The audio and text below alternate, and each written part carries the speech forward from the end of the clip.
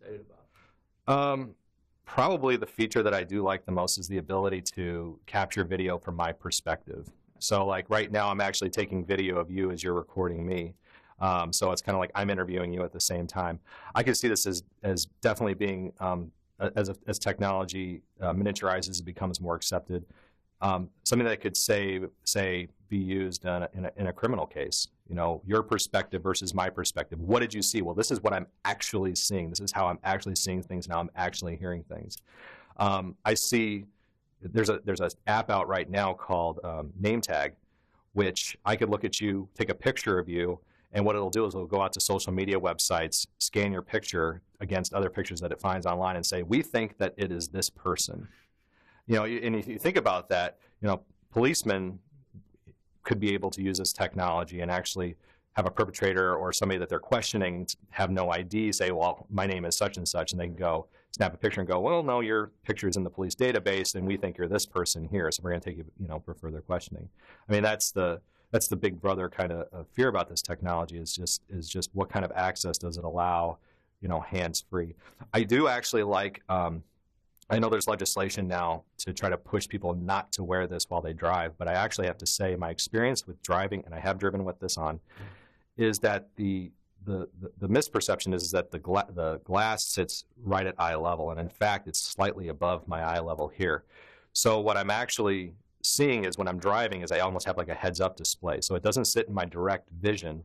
And when I'm looking for directions, I just have to take a quick glance, and I can see exactly where I have to turn and where I'm going next, rather than take out my cell phone and hold it down here and be looking at it here and going, okay, I need to make the left. Oh, wait, and now I've missed my turn, or I just ran somebody over, or something terrible like that. So as far as directions go, I think it's great. One of the other things that I really like about it is there's an app that's a running app or a biking app using the GPS that's built into here, and I can actually see how far I'm actually running, at what speed. I've got stereo headphones that plug in through here as well, too, so I can listen to music as I work around the house or run around. I don't have to take my phone out. I can see what text message comes through and see if it actually needs to be answered at that exact moment, or if I can choose to let it go for another time. And I can actually use my voice commands to reply to text messages, to reply to tweets, to reply to Google Hangout messages. That's awesome. So, is it comfortable? It's actually very comfortable. You know, except for having this piece right here, it doesn't feel like I'm wearing anything at all. Of course, I'm one who's worn glasses for most of my life, so wearing glasses is normal for me. My contact lenses works best. If I take my contact lenses out and try to put this on, it doesn't work at all for me. At least I'm very nearsighted, so even this far away is too far. But they do actually have frames now where they will design specifically for Google Glass, so that you can actually have a prescription lens on top of this here. So, I mean, throughout your day, how often are you using it? Throughout my day, we'll see, again, social mores. Yeah. So a lot of times when they come to work, it makes people a little bit hesitant. I won't take this into the gym, so you won't see me at Peak Fitness wearing this. But when I'm around the house, I definitely have it on. When I'm out in the yard doing yard work, I'll have it on. If I'm going for a run or a bike, I'll definitely have it on. It is a great conversation piece. The question is, people want to know is how much does it cost, and are you recording me right now? Those are probably the two biggest questions. So when you're using it, is there something that you like have gotten used to in the glasses that, you know, like people, you know, with cell phones are like, oh, you know, now my GPS, or texting or whatever, that now after using your glasses, that you're like, wow, I mean, this is so much more convenient. This is much better. Probably actually taking phone calls. So rather than having the, you know, kind of like having the old Bluetooth, you know, taking the phone call is real easy to just not have to take out the phone. I can actually see who's calling me right away. I don't have to have my phone out. And because it is connected to my cell phone via Bluetooth, I don't have to have my phone even on my body. I can have it across the room and just see who's calling me and answer the call right away and have a conversation. Again, snapping photos, not having to take the camera out, not being able to disengage from my own children when I'm playing with them, and actually just snapping a picture of us in the moment is actually kind of nice. I really enjoy that aspect of it. You said, obviously there's a few things that could be improved upon. Hmm. What are some of those, if you want to run through some of those again? Battery life definitely needs to be improved upon. The battery in this runs out way too fast, especially if, like right now, I'm recording video.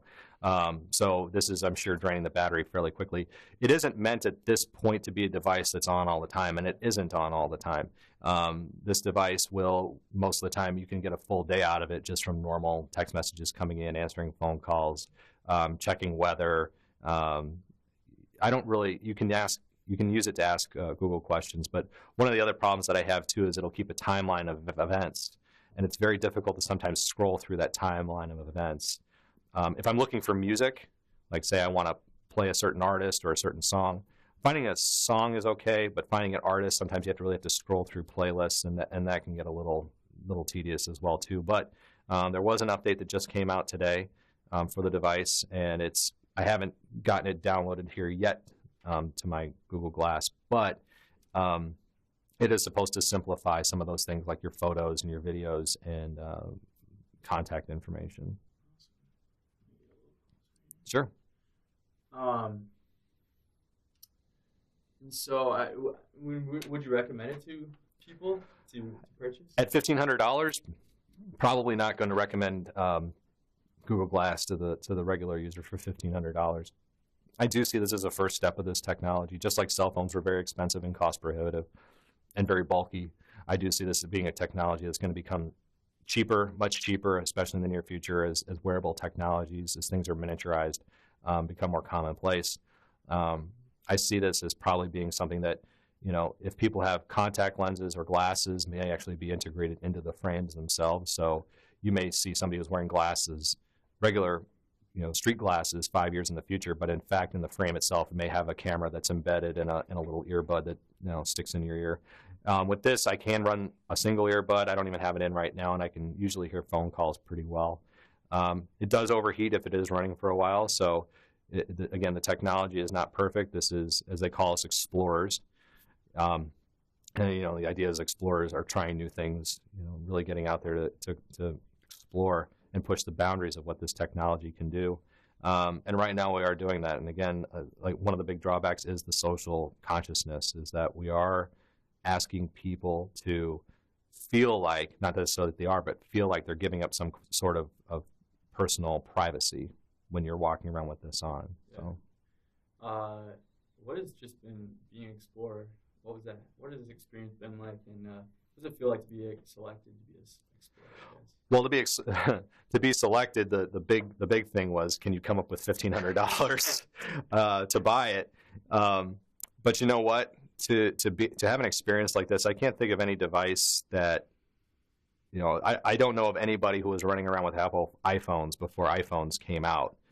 I don't know anybody who was running around with with an Xbox One in their house really before Xbox One came out, or LED TVs or LCD TVs or cell phones or any of those kind of things.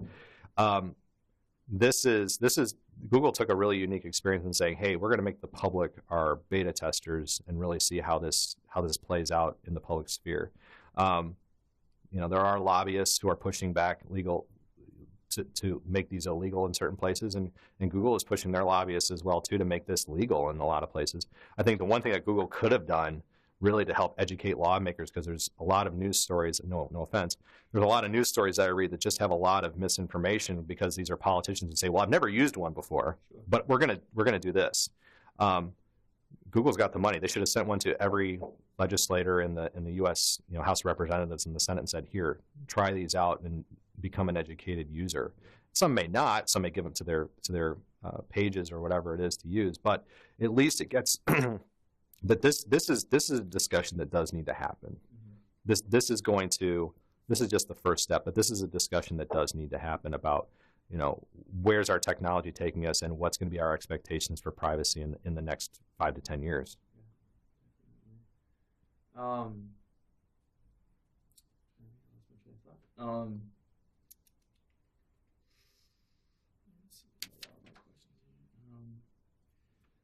Just in the future, I mean, where do you see this going, or how do you see it, improving life around us? Just having those glasses, or if they become more mainstream? I mean, what do you think they could improve on, and what do you think they could possibly do in the future? Um, I think a lot of it is we go into a lot of public places and we see people who are too connected to their phones. They're just constantly looking at them, not engaging with others.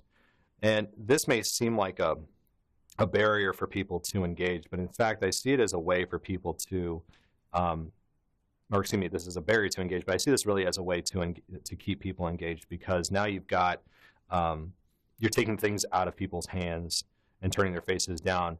And as I can say, I can get the information that I need to, and I'm looking straight at you. The movie Minority Report, I believe, had a lot of this kind of personalized views of things as people walk through, as they walk through life. But again, I think this opens up the discussion more about what is our how we're connecting with each other in this really technological world. I do feel that sometimes there are things that are lost, and we do have so many bells and whistles and phones and laptops and everything else connected to us, that anything that removes it from our hands and kind of just, I think once we put something in our hands, it makes things a little bit more of a roadblock to us connecting with each other. So now that it's out of our hands, now I feel like I could more have a conversation and be more engaged with you. Sure. Well, is there anything that we might have not touched on, or anything else that you want to talk about in your experience? Or? No, I think we're pretty good. Right, I think we got it. Sounds good. All right.